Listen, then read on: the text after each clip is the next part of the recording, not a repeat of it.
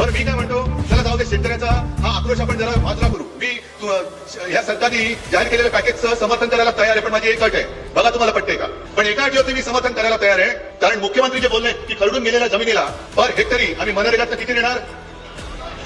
3 लाख 3.5 लाख. मग मी मुख्यमंत्र्यांना तुमच्या वतीने आव्हान देतो आहे की दिवाळीपूर्वीच्या 3 लाखातले 1 लाख माझ्या शेतकऱ्याच्या खात्यात टाकाच.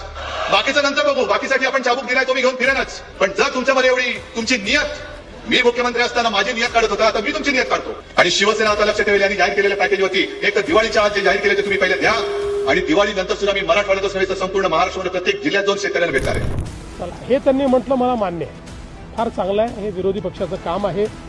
म्हणजे याचा अर्थ मदत मिळणार आहे याच्यावर त्यांचा विश्वास आहे. आम्ही जी मदत केली ती पण त्यांना मान्य आहे. आता त्यांचं म्हणणं एवढंच आहे की जर नाही मिळाली तर रस्त्यावर उतरू. आम्ही उद्धवजीला रस्त्यावर उतरू देणार नाही, आम्ही मदत नीट देऊ.